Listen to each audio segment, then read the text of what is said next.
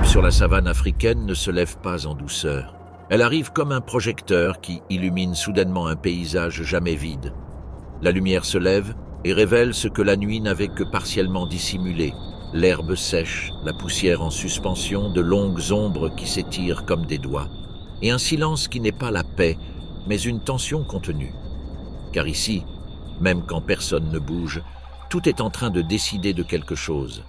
Au loin, l'horizon se déforme. D'abord, il ressemble à une tache sombre, puis à une ligne irrégulière, et enfin, à une masse compacte qui avance lentement, inexorablement. Ce n'est pas un nuage, ce n'est pas une colline, c'est un troupeau de buffles du Cap. Des dizaines, parfois des centaines, marchant comme un seul corps composé de multiples corps. Le bruit de leurs pas n'est pas un simple vacarme, c'est une pulsation. Un pouls puissant qui fait vibrer le sol. Chaque bison semble sculpté dans le charbon. Une peau épaisse, sombre, presque glabre, avec ce finima propre à ceux qui ont enduré les épreuves. Ils n'ont pas l'air fragiles, ils n'ont pas l'air vulnérables. Et pourtant, dans la savane, rien n'est à l'abri. Un mâle adulte peut peser près d'une tonne. Ce n'est pas un chiffre à impressionner. C'est une réalité qui façonne tout son environnement. Ce poids est inutile s'il est mal utilisé, mais chez le bison, il fait partie d'une structure conçue pour la résilience. Des épaules hautes, un cou puissant, une large poitrine, un dos compact. Et surtout, les cornes. C'est là que réside le message le plus clair. Elles ne sont pas seulement longues et recourbées. Ce ne sont pas que des armes. Elles sont fusionnées au front, formant un bouclier osseux, la bosse. Une sorte de casque naturel, dur et dense, conçu pour absorber les impacts, résister aux chocs, transformer un coup en avantage. Nombreux sont les prédateurs qui apprennent à craindre ces cornes par expérience ou instinct. Un lion est certes fort. Il a des griffes, des mâchoires et une stratégie bien rodée. Mais le buffle possède un atout qui déstabilise le lion. Il ne fuit pas systématiquement. Parfois, il s'immobilise. Parfois, il se retourne. Parfois, il charge. Et lorsqu'il charge, il n'y a pas de négociation possible. Un seul coup bien placé peut briser des côtes, projeter au loin un corps de plusieurs centaines de kilos, ou au moins le blesser gravement. Dans la savane, une blessure qui empêche de chasser est une condamnation à mort. C'est pourquoi même le roi hésite lorsque sa proie semble se battre pour sa survie. Mais la véritable puissance du buffle du Cap ne se limite pas à un seul individu. Leur plus grande force réside dans leur cohésion. Ils ne vivent pas comme des animaux errants qui se croisent par hasard. Ils vivent en communauté. Ils se déplacent en formation, interagissent et se protègent mutuellement. Les jeunes et leurs petits restent au centre, comme si le troupeau formait un rempart vivant. Les adultes constituent un périmètre solide et à l'intérieur de ce périmètre, le groupe respire et avance. Ce n'est pas une défense parfaite, mais elle oblige le prédateur à y réfléchir à deux fois. Dans la savane, réfléchir à deux fois fait parfois la différence entre manger et mourir. Tandis que la troupe avance, le paysage alentour semble immobile, mais il ne l'est pas. Dans les hautes herbes, où le soleil commence à peine à réchauffer le sol, des formes dorées se dessinent, plaquées contre la terre. Des lions, des lionnes en réalité. Car la chasse est, la plupart du temps, leur activité principale. Leurs corps se fondent dans la couleur de l'herbe sèche. Seul un clignement d'œil, la forme de leur oreille, ou la façon dont ils retiennent leur souffle, comme s'ils ne voulaient pas que le monde les remarque, les trahisse. Les lionnes ne sont pas pressées. La précipitation engendre du bruit. La précipitation épuise l'énergie. Et dans la savane, l'énergie est précieuse. Elles observent, elles évaluent, elles guettent l'erreur. Car le buffle, malgré sa force, finit par se fatiguer. Et la fatigue ouvre des brèches. Le vent change de direction et charrie une odeur dense, animale, chaude. L'odeur d'un grand troupeau est une carte invisible qui révèle la position, la direction, le rythme. Les lionnes l'aperçoivent comme une information, non comme une émotion. L'essentiel, c'est la séparation. Il ne s'agit jamais d'affronter le mur de front. Il s'agit d'isoler un fragment, un individu qui ralentit, Un individu qui s'ouvre un peu, un individu qui trébuche, qui hésite, qui fixe trop longtemps le vide.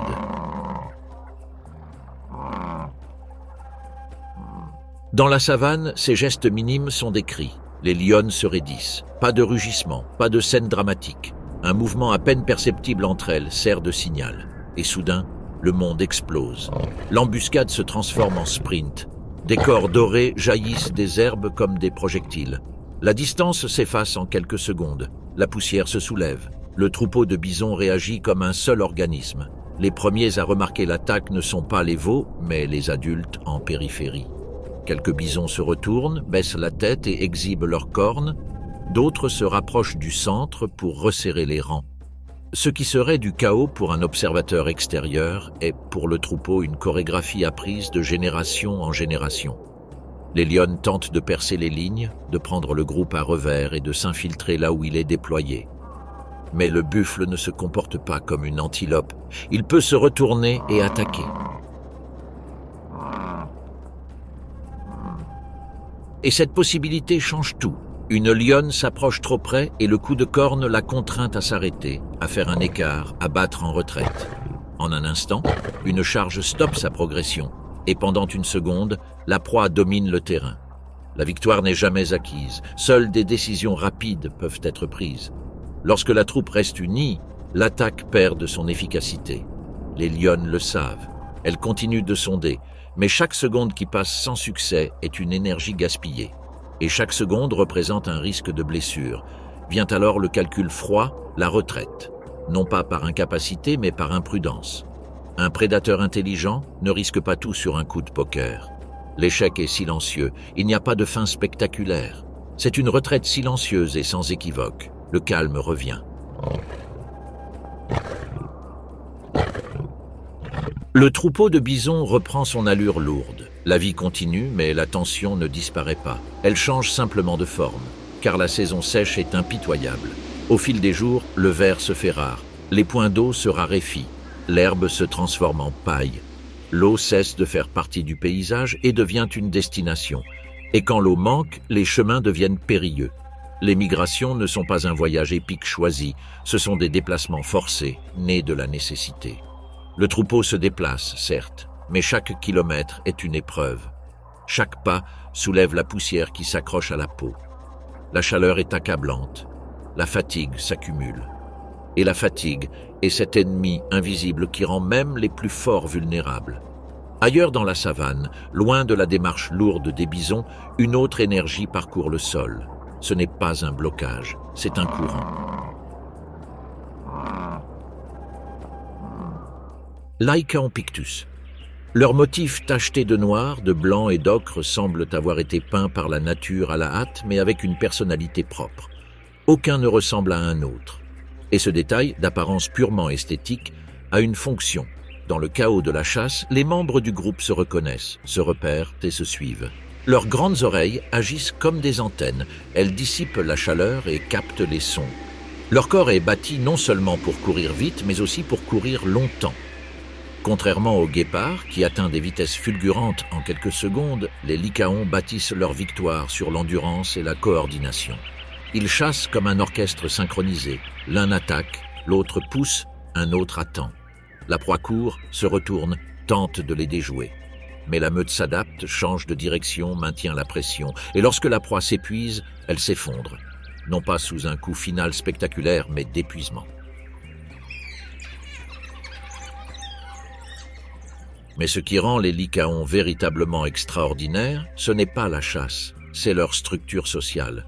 Au sein de leur meute, seul un couple se reproduit, les mâles dominants. Les autres répriment leurs instincts reproducteurs et se consacrent au soutien. Et ce soutien n'est pas symbolique, il est concret. À la naissance des chiots, toute la meute participe.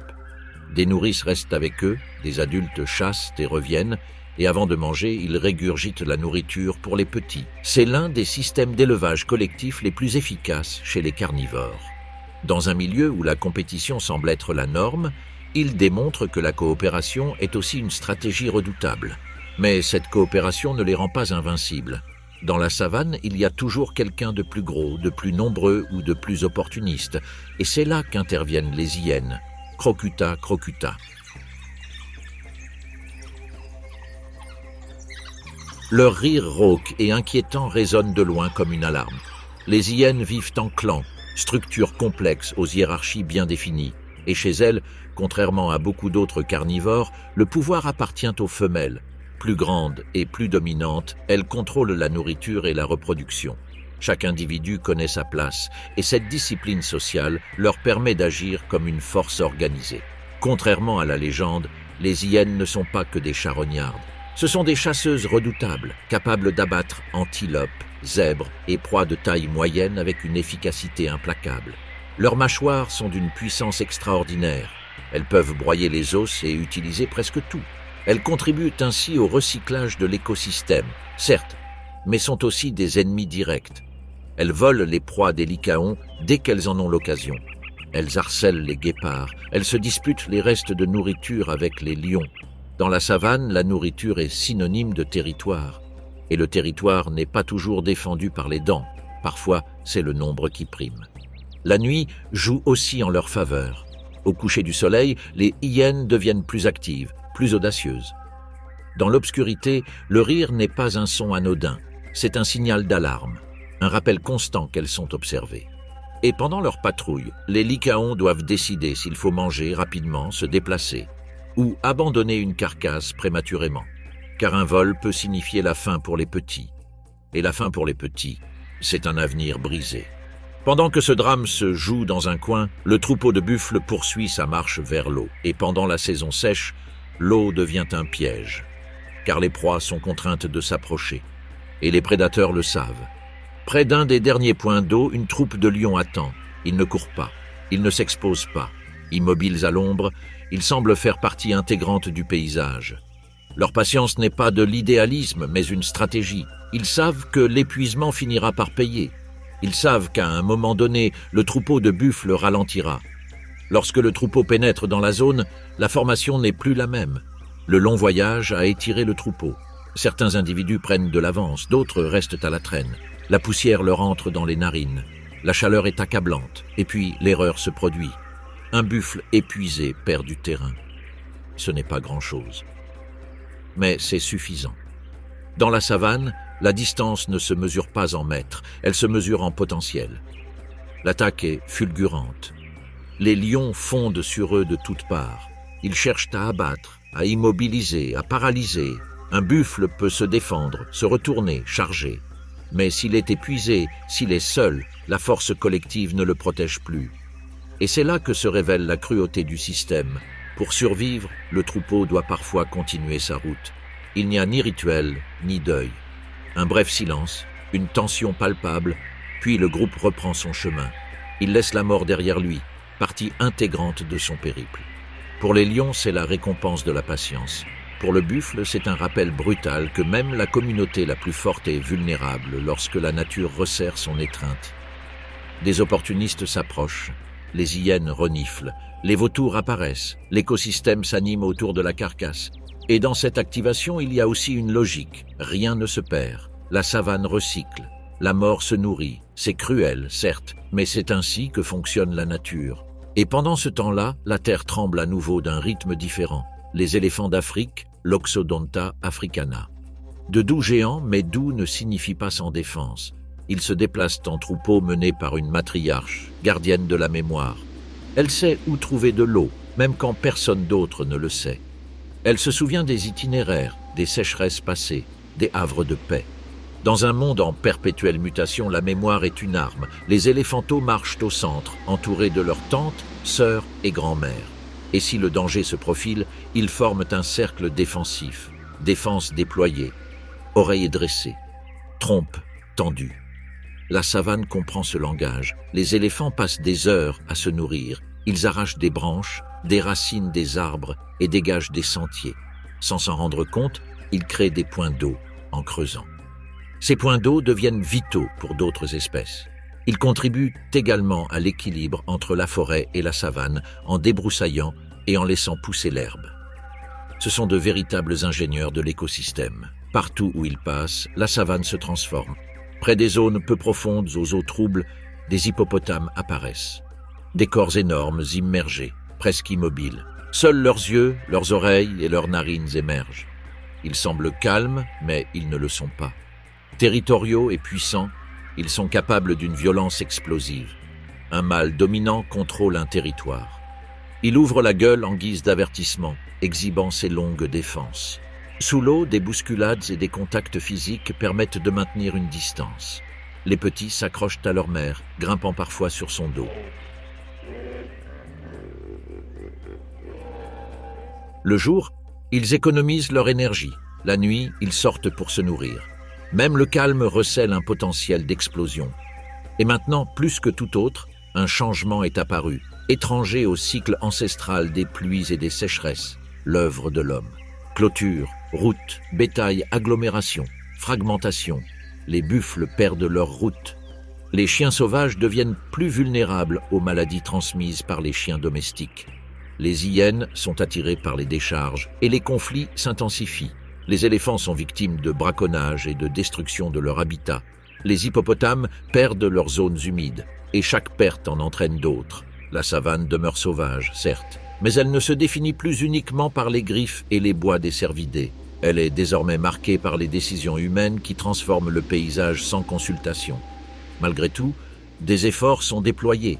Corridors écologiques protégés, gardes forestiers, communautés engagées dans la défense de la faune sauvage, programmes de contrôle sanitaire, tourisme responsable. La question n'est pas de savoir si la savane doit être gouvernée, elle n'en a pas besoin. La question est de savoir si elle peut continuer d'exister en conservant suffisamment d'espace pour être elle-même. Car si leurs pas se taisent, ce n'est pas seulement un animal qui disparaît. C'est la mémoire vivante de la planète qui s'évanouit. Et cette mémoire s'écrit dans des scènes comme celle-ci. Un troupeau de buffles avançant comme un mur, des lionnes évaluant le prix du risque, des lycaons prenant soin de leurs petits collectivement, des hyènes recyclant les déchets de la nature, des éléphants ouvrant l'eau pour laisser passer les autres, des hippopotames dominant les rivières d'un calme inquiétant. Dans la savane, la survie n'est pas un film. C'est une routine brutale. Mais au sein de cette brutalité, il y a quelque chose de surprenant. La bienveillance. Car même parmi les prédateurs, même au cœur des conflits, même lorsque la mort est proche, la vie s'obstine à nourrir, à protéger, à soutenir les plus vulnérables. Et lorsque le soleil est au zénith et que la chaleur s'intensifie, la poussière retombe un instant. Non pas que la guerre soit finie, mais qu'elle se régénère. Dans la savane, tout s'interrompt pour renaître. Et ce qui semble être un jour comme les autres est, en réalité, une victoire totale pour ceux qui ont survécu jusqu'à la prochaine ombre. La matinée avance et la chaleur devient étouffante, comme une main qui s'accroche. Dans la savane africaine, le soleil ne se lève pas lentement. Il se lève avec détermination, comme si chaque degré supplémentaire était une épreuve de plus pour ceux qui foulent l'herbe brûlée. L'air vibre, les distances se font trompeuses et les corps, déjà épuisés depuis l'aube, se mettent à peser le moindre mouvement. Ici, même l'immobilité est un choix. Loin des grands troupeaux où le bruit des corps rythme le territoire, il existe une autre chasse. Une chasse faite de silence absolu et d'une explosion finale.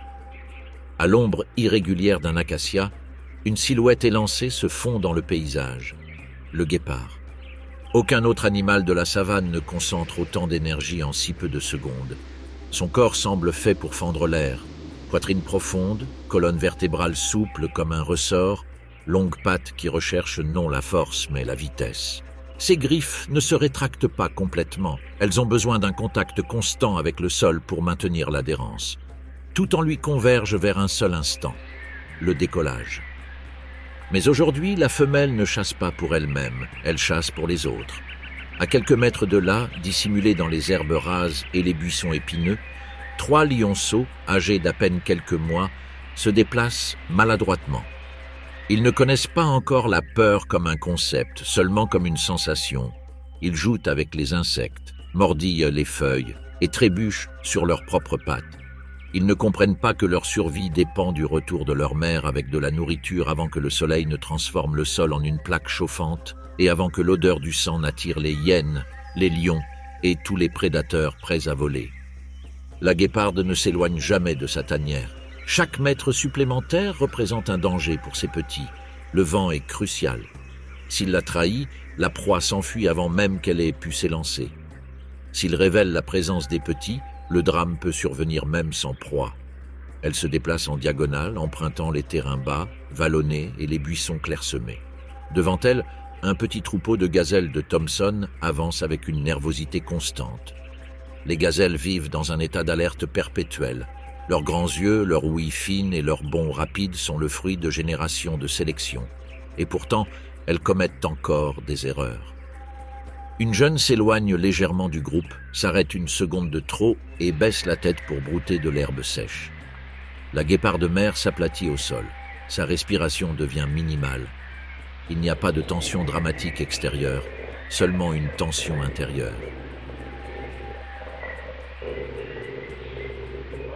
Le calcul du moment précis.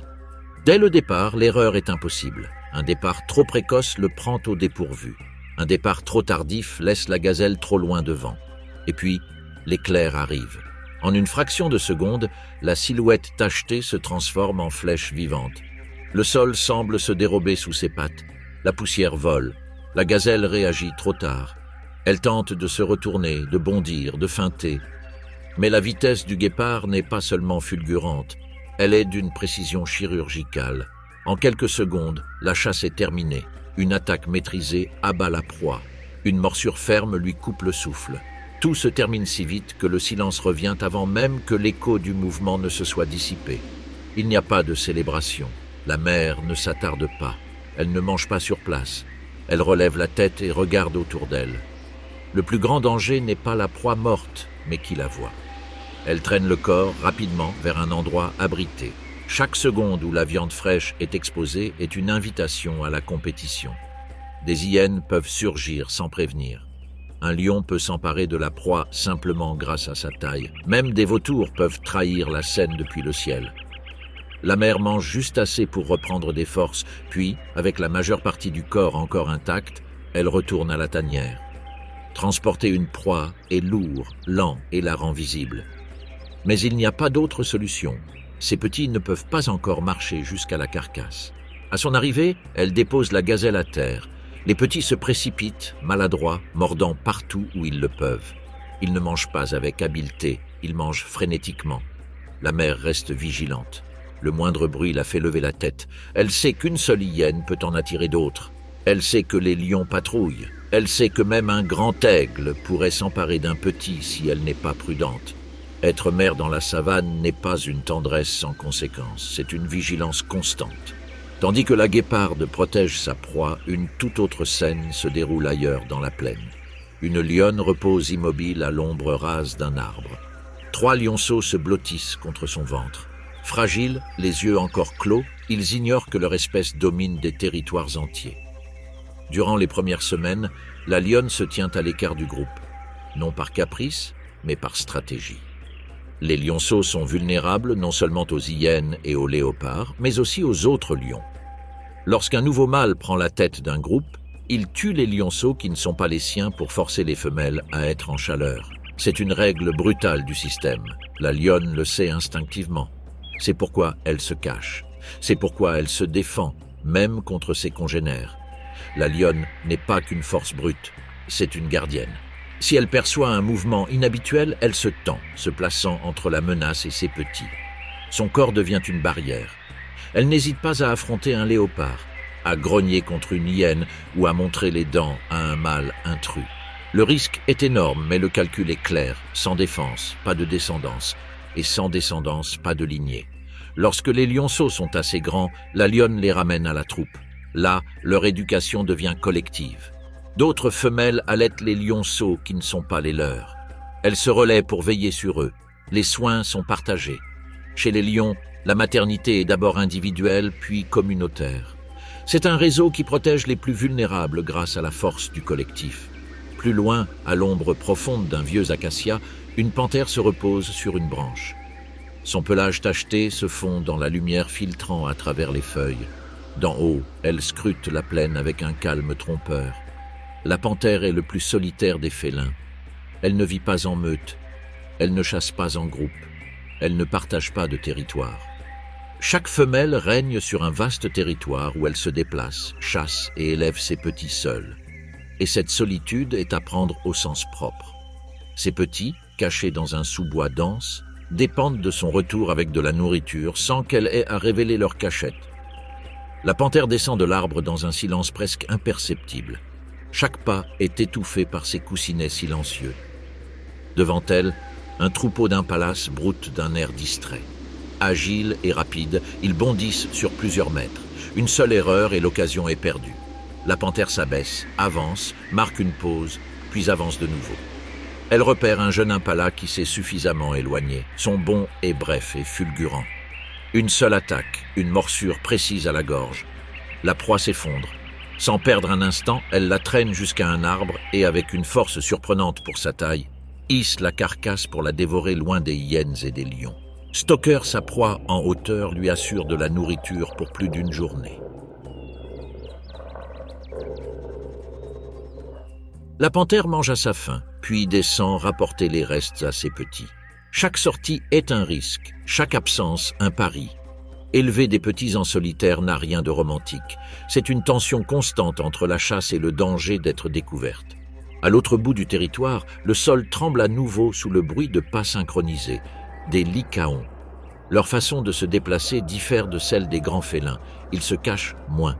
Ils n'attendent pas aussi longtemps. Leur chasse est une longue traque, une usure calculée. Mais aujourd'hui, ils ne chassent pas. Aujourd'hui, ils prennent soin des leurs. Dans une tanière improvisée, sous d'épais buissons, se trouvent des chiots nouveau-nés. Leurs yeux sont à peine ouverts. Leurs corps tremblent à chaque respiration. Ils ne sont pas les petits de toute la meute, mais celle-ci se comporte comme s'ils l'étaient. Une jeune femelle, qui n'est pas la mère, reste en arrière pour veiller sur eux. Les autres adultes partent chasser. À leur retour, ils ne mangent pas tout de suite. Ils régurgitent de la nourriture pour les chiots. Ce geste se répète, jour après jour. C'est une économie de soins qui assure la survie de la génération suivante, mais la prudence n'élimine pas le danger. Les hyènes patrouillent. Les lions rôdent, une erreur d'emplacement, une odeur mal interprétée, et la tanière devient une cible. C'est pourquoi les lycaons changent de tanière s'ils sentent une menace. Ils déplacent leurs petits avec précaution, les transportant un par un dans leur gueule vers un nouvel emplacement. C'est un effort considérable, mais c'est ce qui fait la différence entre la survie et l'extinction locale. Dans la savane, le foyer n'est pas fixe. Il est mobile. Il se redéfinit en fonction de la menace. Pendant ce temps, les éléphants avancent comme une île mouvante. La matriarche donne le rythme. Elle se souvient d'une mare encore remplie d'eau. Elle se souvient d'un sentier qui longe une zone sans ombre. Les éléphanteaux marchent au centre, se touchant, trébuchant, apprenant à se servir de leurs trompes. Lorsque la chaleur s'intensifie, le groupe s'arrête sous un bosquet. Ils se baignent dans la boue. La boue n'est pas seulement un jeu. Elle protège leur peau du soleil et des insectes. Les éléphants veillent les uns sur les autres. Si un éléphanteau traîne la patte, une tante le pousse doucement. S'il tombe, un autre l'aide à se relever. Dans la savane, la maternité n'est pas le rôle exclusif de la mère biologique. C'est un contrat social. Près d'une rivière peu profonde, les hippopotames restent immobiles. Le mâle dominant ouvre la gueule pour avertir un intrus qui s'approche trop près. L'intrus s'arrête. Pas de combat aujourd'hui. Ils économisent leur énergie pour le soir, lorsqu'ils iront brouter. Les petits s'accrochent aux flancs de leur mère. Parfois, ils grimpent sur leur dos. Dans l'eau, ils semblent calmes, mais la tension est palpable. Le moindre franchissement de leurs limites pourrait déclencher une violente altercation. Tandis que tous ces drames se déroulent en parallèle, le paysage porte les marques d'une autre force. Clôtures, routes, agglomérations humaines en périphérie du territoire. Les buffles modifient leurs itinéraires pour éviter les barbelés. Les lycaons voient leur proie diminuer lorsque le bétail remplace les herbivores sauvages. Les hyènes s'approchent des décharges. Les éléphants se heurtent aux champs cultivés. Les hippopotames perdent des portions de rivière à cause des barrages. La savane n'est pas seulement confrontée à la sécheresse et à la prédation, elle est aussi menacée de fragmentation. Dans ce contexte, la maternité devient encore plus précaire. Moins d'espace signifie moins de marge d'erreur, moins d'échappatoire, moins d'endroits sûrs pour cacher les petits. Les soins, déjà coûteux, deviennent un défi encore plus grand. Chaque mère, guépard, lionne, léopard, éléphante, élève ses petits dans un espace de plus en plus restreint. Et pourtant, la vie continue. La guéparde retourne régulièrement à sa tanière. orchestrant ses déplacements avec soin pour éviter d'être repérée. La lionne rejoint son clan avec ses petits dès qu'ils sont capables de se tenir debout. La léoparde apprend à ses petits à grimper avant même qu'ils n'apprennent à chasser. Les lycaons changent de tanière si nécessaire. Les éléphants entourent leurs petits au moindre signe de danger. Chez chaque espèce, la protection prend une forme différente, mais la logique reste la même. Sans la protection de la génération suivante, la force est vaine. Alors que le soleil commence à se coucher et que la chaleur s'atténue, la savane change de rythme. Les prédateurs s'activent. Les proies cherchent de l'eau avant la nuit. Les hyènes intensifient leur patrouille. Les vautours guettent. Le jour décline, mais la lutte n'est pas terminée. Elle change simplement de rôle. Et dans ce cycle sans fin, une leçon se répète à chaque instant. La survie ne se résume pas à des crocs, des cornes ou à la vitesse. Elle est une question de lien, de souvenir, de protection. Dans un lieu considéré comme l'un des plus impitoyables de la planète, ce qui permet à de nombreuses espèces de survivre, ce n'est pas une agression constante, mais la capacité de protéger ceux qui ne savent pas encore courir, mordre ou fuir. La savane paraît hostile, et elle l'est. Mais au sein de cette rudesse se cache une architecture invisible de protection qui assure la pérennité de l'écosystème. Et chaque petit qui parvient à grandir jusqu'à l'aube suivante est une victoire silencieuse contre un monde qui n'offre pas de seconde chance. La nuit tombe sur la savane comme un lourd voile. Ce n'est pas une obscurité soudaine, mais une lente obscurcissement où les formes s'estompent et les sons prennent de l'ampleur. Lorsque le dernier rayon de soleil disparaît à l'horizon, le monde change de main. Le jour appartient à la vue, la nuit à l'ouïe, à l'odorat et au souvenir des chemins inconnus. Dans cette transition nocturne, les prédateurs affinent leur stratégie et les proies recalculent leurs itinéraires. La température baisse légèrement, juste assez pour que les corps fatigués retrouvent des forces. L'obscurité n'est pas synonyme de repos. C'est le début d'une nouvelle manche du même jeu. Les hyènes se déplacent en groupes dispersés, reliés par des cris qui portent à des kilomètres. Ce ne sont pas des rires, mais des codes. Chaque vocalisation annonce une présence, un statut, une intention. Leur société est complexe, dominée par les femelles, plus grandes et plus agressives que les mâles. Au sein de leur clan, l'accès à la nourriture et à la reproduction est régi par des hiérarchies strictes. Les petits héritent de leur statut. La violence n'est pas arbitraire, elle est essentielle au maintien de l'ordre. Lorsqu'elles découvrent une carcasse fraîche ou aperçoivent un félin en train de se nourrir, elles n'hésitent pas à se battre. Parfois, elles l'emportent par le nombre, parfois par la taille. Dans tous les cas, leur rôle est de débarrasser la savane des restes susceptibles de propager des maladies. Il n'y a rien de romantique là-dedans. C'est une question d'efficacité biologique. Près d'une mare qui se réduit de jour en jour, un buffle du Cap blessé avance péniblement. Le troupeau ne s'arrête pas. Non par cruauté, mais par prudence collective. Ralentir mettrait tout le monde en danger. Le buffle est à la traîne. Son corps massif, ses cornes soudées en un bouclier frontal, son épaisse peau, rien de tout cela ne le protège lorsque la fatigue l'emporte sur la force. Les lions flairent l'occasion. Ils n'attaquent pas immédiatement. Ils tournent autour. Ils attendent que la faiblesse fasse le reste. Lorsque l'assaut a lieu, il est brutal. C'est le chaos. Les cornes peuvent encore blesser. Un lion est projeté au loin par un coup de corne mal calculé. Le prix de la chasse au buffle est élevé. Parfois, le chasseur y laisse sa vie. Cette fois, la troupe de lions parvient à abattre le traînard. Il n'y a pas de célébration.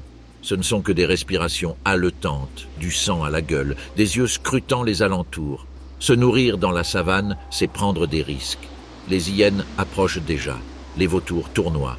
À quelques pas de là, l'eau sombre ondule lentement. Les hippopotames sortent brouter à la tombée de la nuit. Ils suivent des lignes invisibles, tracées par le nombre incalculable de fois où ils passent au même endroit chaque nuit. Leurs sentiers sont des sillons dans l'herbe qui relient la rivière à leur zone d'alimentation. Bien qu'ils paraissent maladroits, leur vitesse sur terre est étonnante. Si quoi que ce soit empiète sur leur chemin, ils ne bougent pas. Le territoire nocturne est une limite qu'il vaut mieux ne pas franchir. Les petits restent près de leur mère. Dans l'obscurité, le contact physique est leur seul moyen de s'orienter. Dans le creux d'un bosquet, de jeunes singes s'agrippent à leur mère. Leur sommeil est agité. Le moindre bruissement les réveille. Ici, les primates nocturnes ne règnent pas en maîtres. Les félins sont passés maîtres dans l'art de la furtivité. Un léopard peut traverser sans être vu, grimper, descendre et s'emparer d'un petit s'il détecte un moment d'inattention. C'est pourquoi les mères changent sans cesse la position de leurs petits durant la nuit. Ce n'est pas du repos, c'est une vigilance constante. La lionne qui avait caché ses petits durant la journée se dirige maintenant vers la troupe pour participer à la chasse nocturne. Ces petits restent dissimulés dans les sous-bois, leur odeur masquée par la poussière et la végétation. Ce n'est pas une absence paisible, mais une absence calculée. Si elle revient avec de la nourriture, les lionceaux gagnent du temps pour grandir. Dans le cas contraire, le risque se multiplie. La nuit, les lionnes se coordonnent sans se voir complètement. Un mouvement latéral, une ombre qui s'immobilise, un corps qui tourne en rond. La proie, un jeune zèbre, réagit trop tard. L'embuscade réussit, elles mangeront rapidement. Une partie de la viande sera pour la mère, qui reviendra vers ses petits le ventre plein et la gueule tachée de sang. Dans la savane, la nourriture est transportée sur le corps de la mère. Il n'y a pas d'autre moyen. Pendant ce temps, les lycaons se regroupent après une longue poursuite qui a épuisé une gazelle. Leur chasse est une course de relais. L'un avance, un autre prend les devants, un autre encore bloque la fuite. Leur objectif n'est pas le coup parfait, mais l'usure. Une fois la proie abattue, le groupe se nourrit rapidement, presque sans hiérarchie apparente, même si le couple dominant s'accapare généralement les meilleures portions. Immédiatement, certains retournent à la tanière pour régurgiter de la nourriture pour les lionceaux. La nuit est leur allié. L'obscurité réduit l'avantage visuel des lions et permet au groupe de se déplacer plus facilement. Malgré tout, le risque demeure constant. Une rencontre avec des hyènes peut entraîner le vol de la proie. Une confrontation avec des lions peut coûter la vie à un lionceau si l'odeur de la nourriture trahit la tanière. Dans les couloirs qui relient les points d'eau, les éléphants avancent dans un silence relatif. Le poids de chaque pas fait vibrer le sol. La matriarche marque les pauses. Elle se souvient des endroits où l'eau suinte même en temps de sécheresse. Elle se souvient des zones où rôdent les chasseurs. La mémoire de la matriarche n'est pas un mythe, c'est une cartographie vivante. Si elle disparaît, le groupe perd ses repères. La nuit, pour les éléphants, est un temps de transit. Ils évitent la chaleur du jour pour parcourir de longues distances. Les éléphantaux restent au centre. Au moindre bruit étrange, le groupe s'arrête, oreilles dressées, trompe levée. S'ils perçoivent une menace, ils forment un demi-cercle protecteur. Il n'y a pas de poursuite. La dissuasion est assurée par leur gabarit. Dans la savane, rares sont ceux qui osent défier un mur de défense. Les hyènes s'approchent du festin des lions. La négociation est bruyante. Grognements, brèves accélérations, tentatives de morsure des pattes arrière. Parfois, la supériorité numérique l'emporte. D'autres fois, les lions s'accrochent à leur proie. L'issue varie selon leur nombre, leur faim, leur fatigue. Il n'y a pas de règle fixe, seulement des probabilités. À ce moment crucial, les hyènes parviennent à s'emparer d'une partie du butin. Les lions reculent de quelques mètres, protégeant le reste.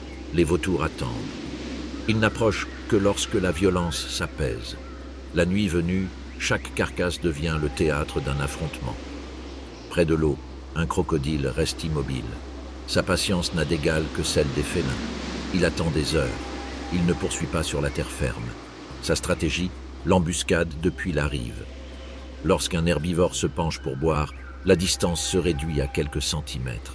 Le moindre mouvement est une question de vie ou de mort. Les mères qui conduisent leurs petits à l'eau le savent. Les nouveau-nés boivent en premier, les adultes formant une barrière autour d'eux.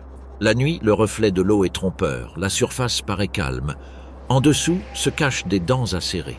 La savane nocturne révèle un autre conflit, la proximité des habitations humaines. Des lumières lointaines percent l'obscurité. Les prédateurs apprennent à contourner les enclos. Dans certaines zones, le bétail remplace les proies sauvages, perturbant ainsi l'équilibre. Les lions habitués à chasser le bétail s'exposent à des représailles. Les lycaons sont chassés lorsqu'ils s'approchent trop près. Les hyènes se nourrissent de restes. Les éléphants franchissent les clôtures pour accéder aux cultures. La nuit amplifie les contacts et chaque contact ajoute une tension à l'écosystème. Pour les mères, cette pression accrue multiplie les risques. La lionne qui doit chasser près d'une habitation doit affronter non seulement des hyènes et des lions rivaux, mais aussi des pièges, des clôtures et des tirs. Le guépard qui évite les espaces ouverts perd ses corridors de chasse. Le léopard qui emmène sa proie dans un arbre près d'une route se trahit par son odeur.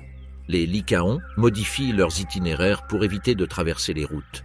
Le paysage nocturne n'est plus seulement naturel, il est hybride, et dans cet hybride, élever des petits exige plus de réflexion que jamais.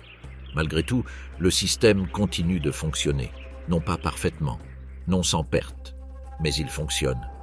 Les jeunes qui survivent à leur première semaine augmentent leurs chances d'atteindre l'âge adulte. Ceux qui meurent nourrissent les autres. C'est une logique implacable, dénuée de toute morale humaine. La savane ne récompense pas l'intention, mais l'adaptation. Les mères qui ajustent au mieux leurs décisions, quand chasser, ou se cacher quand se déplacer, laissent une descendance plus nombreuse. Avec le temps, ces décisions deviennent des caractéristiques de l'espèce. Alors que le ciel s'éclaircit à l'est, les bruits changent. Les hyènes se dispersent.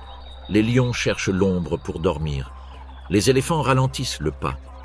Les hippopotames retournent à l'eau. Les mères regagnent leur tanière. La guéparde vérifie à nouveau ses petits, les nettoyant avec sa langue et les déplaçant pour que l'odeur ne devienne pas trop forte. La lionne revient le ventre plein et se blottit contre sa famille. La panthère porte des lambeaux de viande qui pendent de sa gueule. Les lycaons regroupent leur famille. La nuit n'a pas apaisé le conflit. Elle a seulement permis à la vie de reprendre son cours, jour après jour. Dans la savane, chaque aube n'est pas promesse de calme. C'est une brève trêve avant le prochain cycle. Et au cœur de cette répétition, la maternité demeure le fil conducteur qui maintient l'écosystème. Sans ces soins constants, la force s'effondrerait en une génération. La savane ne se maintient pas par la seule violence. Elle se maintient par la ténacité de celles et ceux qui protègent les plus fragiles dans un monde qui ne protège personne. L'aube revient inonder le paysage d'une lenteur trompeuse. Ce n'est pas un doux lever de soleil, mais la révélation d'empreintes fraîches, de corps épuisés, de traces qui racontent ce que la nuit n'a pas entièrement dévoilé. La poussière en suspension dans l'air capte les premiers rayons et dessine des colonnes dorées sur l'herbe desséchée. Pour la savane, le matin n'est pas synonyme de repos, c'est un bilan. Chaque groupe évalue les pertes, redéfinit ses itinéraires, calcule les distances jusqu'au prochain point d'eau. Le jour se lève avec le poids des épreuves surmontées et l'urgence de celles qui restent à traverser. Les buffles du Cap avancent en formation serrée. Les veaux protégés au centre de ce cercle vivant qui se déplace comme une seule masse. Ce n'est pas un instinct aveugle, mais une mémoire collective.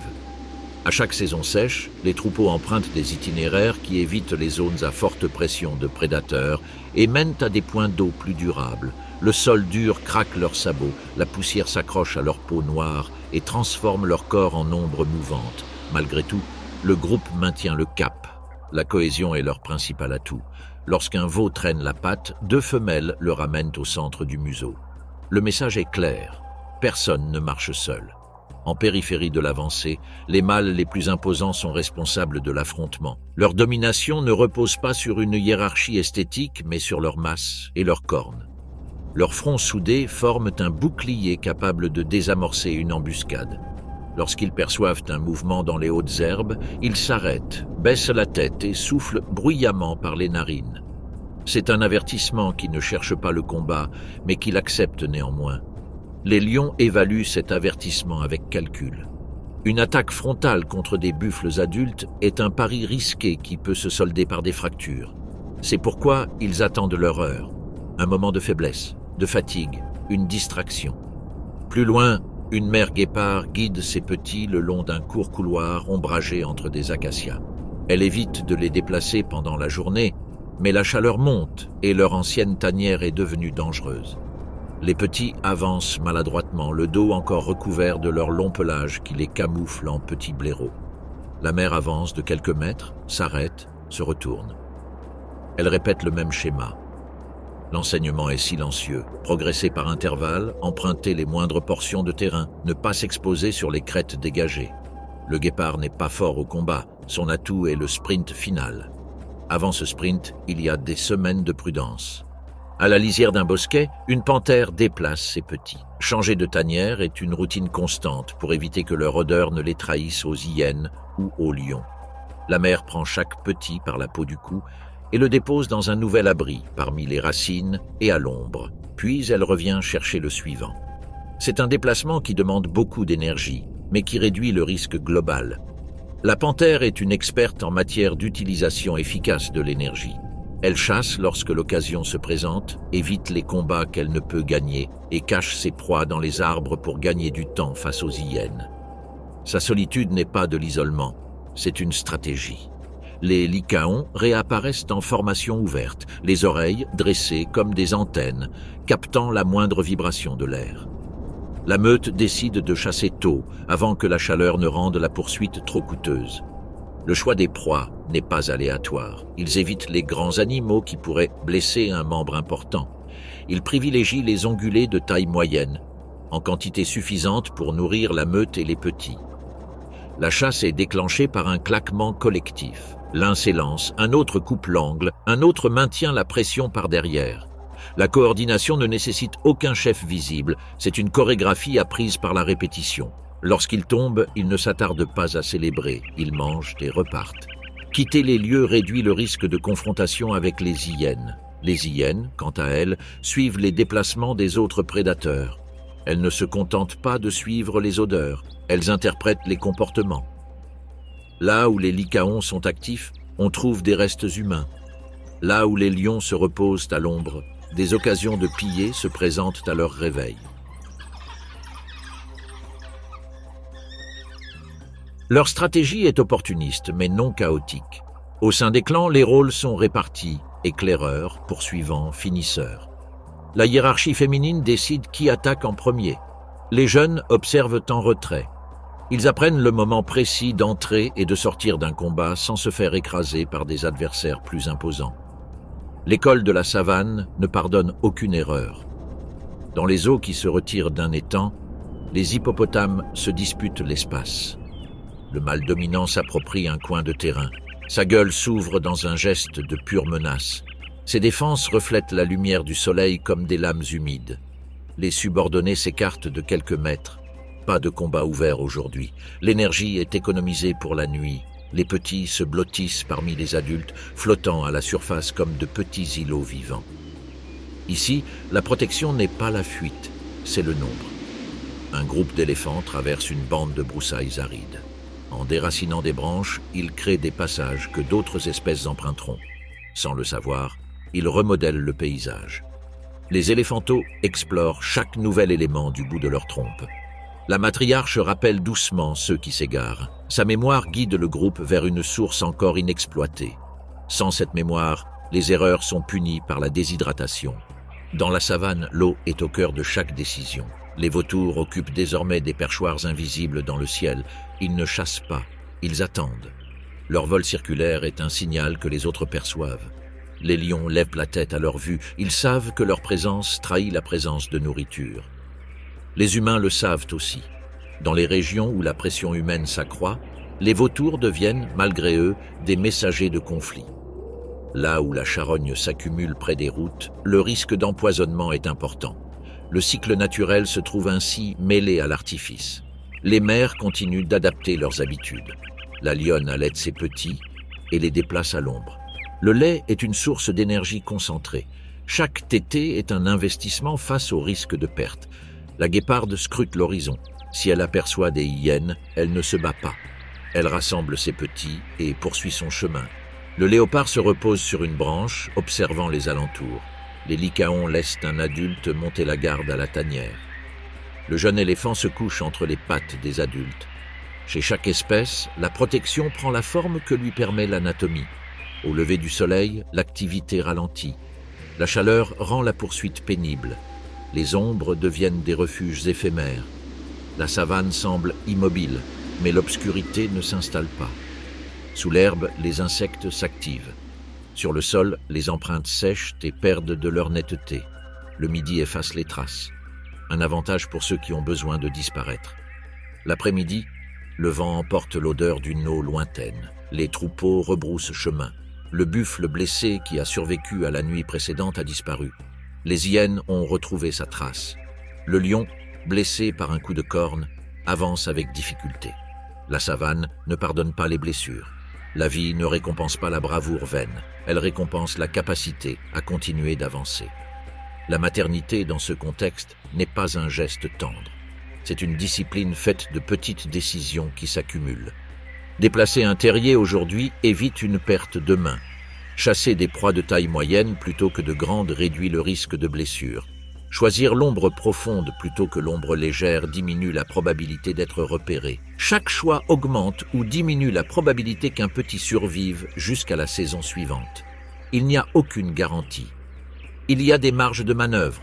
Au coucher du soleil, le système se prépare à un nouveau cycle. Les lions se lèvent, les hyènes affinent leurs cris, les lycaons se regroupent, les hippopotames retournent à l'eau. Les éléphants se dirigent vers le prochain point de passage. Les mères comptent à nouveau leurs petits. La savane ne se souvient pas avec des mots. Elle se souvient par des gestes répétés qui perdurent car ils ont été efficaces. Et dans cet apprentissage sans langage, la bienveillance demeure le moteur qui fait avancer l'histoire. La nuit tombe sur la savane comme un rideau qui n'apporte pas le repos, mais un changement de règle. La température baisse juste assez pour que les prédateurs reprennent des forces, et l'obscurité donne l'avantage à ceux qui savent se déplacer sans être vus. Les étoiles apparaissent comme des plaies de lumière dans un ciel aride. Le vent emporte des odeurs ancestrales, sang frais, eau lointaine, herbes piétinées par des troupeaux qui ne sont plus là où ils étaient au crépuscule. Le paysage semble identique, mais chaque ombre est un seuil. Les lions avancent avec une économie de mouvement qui trahit leur expérience. Ils ne sont pas pressés. Le groupe se disperse en un éventail silencieux. Les lionnes ne recherchent pas la force brute, mais les angles d'attaque. L'une d'elles s'arrête lorsque le vent tourne. Une autre ajuste sa trajectoire pour éviter de casser une branche. L'attaque, si elle a lieu, sera brève. Dans la savane, l'efficacité se mesure en secondes. Une embuscade prolongée révèle les positions et attire les rivales. Les hyènes, encore invisibles, écoutent. Elles ne poursuivent pas le même objectif, elles attendent le résultat. À la lisière de ce même territoire, le troupeau de bisons se serre les uns contre les autres à la tombée de la nuit. Leurs corps se rapprochent. La chaleur collective limite les pertes de chaleur et surtout rend plus difficile la chasse à une proie isolée. Les mâles se positionnent sur les flancs. Ils ne rugissent pas. Ils soufflent. L'avertissement est silencieux. Leurs cornes reflètent le clair de lune comme des arcs tendus. Le groupe ne s'arrête pas. Il avance vers l'eau d'un pas lourd mais régulier. Dans cette régularité réside la promesse d'une arrivée imminente. La guéparde retourne à sa nouvelle tanière, le ventre à moitié plein. Elle n'a pas ramené la proie idéale, mais suffisamment pour que ses petits ne s'endorment pas le ventre vide. La nuit est le domaine des autres chasseurs. Elle se retire dans l'ombre et monte la garde. Si elle entend des hyènes rire, elle déplacera à nouveau ses petits avant l'aube. Dans la savane, la maternité est synonyme de mouvement. Il n'y a pas de nid permanent, seulement des abris temporaires. Les chiens sauvages se rassemblent avant de se déplacer. Une série de vocalisations brèves synchronise les intentions du groupe. Ils ne chasseront pas ce soir. Les petits ont besoin de vigilance. Un adulte part en éclaireur explorer le périmètre de la tanière. La rotation des tours de garde est un accord tacite. Celui qui veille sur la meute aujourd'hui sera nourri demain. Dans une région où la compétition est féroce, cette espèce a choisi la coopération comme arme principale, non pas par supériorité morale, mais parce que c'est efficace. Au bord de la mare, les hippopotames sortent de l'eau pour brouter. La nuit est leur moment privilégié. Ils suivent des itinéraires précis vers des touffes d'herbes plus vertes. Ils ne s'éloignent guère. Le mâle dominant marque les limites de son territoire par des grognements profonds. L'agression ouverte est rare, mais des avertissements constants maintiennent l'ordre. Les petits errent parmi les adultes comme si le monde était un étroit couloir protégé par des murs de muscles. Le troupeau d'éléphants arrive à la source dont la matriarche se souvenait. L'eau est rare, mais suffisante pour la nuit. Les adultes boivent les premiers. Les éléphanteaux attendent. Ce n'est pas de la cruauté, c'est une question de logistique. Sans adultes hydratés, leurs défenses sont affaiblies. Puis, leurs petites trompes goûtent maladroitement l'eau, apprenant le geste qu'ils répéteront toute leur vie. Le souvenir du lieu s'imprime dans leur jeune corps. Demain, ce souvenir sera un chemin. Pendant ce temps, Le paysage humain s'étend à perte de vue. Des lumières lointaines vacillent, des clôtures modifient les anciens sentiers. Un bruit métallique brise le silence. La savane ne fait aucune distinction entre les dangers naturels et les nouveaux. Elle réagit aux deux par la même adaptation. Les troupeaux recalculent leurs itinéraires. Les prédateurs modifient leurs habitudes. L'équilibre se redéfinit sans cesse. Avant l'aube, les vautours descendent vers un endroit où l'air embaume le fer. Point de scène de chasse glorieuse, seulement des vestiges. L'écosystème ne triomphe pas, il poursuit son cours. Chaque espèce occupe l'espace qui lui est alloué. La vie ne récompense pas le spectacle, elle récompense la persévérance. Alors que les premiers rayons du soleil réapparaissent à l'horizon, les mères font le point une dernière fois. La lionne lèche ses petits et les conduit à l'ombre. La guéparde pousse doucement l'un d'eux du museau pour corriger sa démarche maladroite. Le léopard descend de l'arbre avec un morceau de viande. Dans la tanière, les lycaons s'éveillent à l'odeur de nourriture régurgitée. Au point d'eau, les hippopotames retournent s'abreuver. Les éléphants se préparent à repartir. Les buffles reprennent leur marche en formation serrée. Les hyènes se dispersent. Les lions cherchent l'ombre. Ce cycle est sans fin, il n'y a que continuité. La savane n'écrit pas de fin, elle écrit des répétitions qui s'adaptent. À chaque aube, la maternité redevient le centre invisible qui ordonne le chaos. Ce n'est pas une tendresse sans aspérité, c'est une stratégie à long terme dans un territoire qui n'offre aucun répit. Et tant que cette stratégie fonctionne, se déplacer, se cacher, enseigner, partager, se défendre, la vie persistera dans ce paysage de poussière, de soleil et de décisions qui ne tolèrent aucune erreur.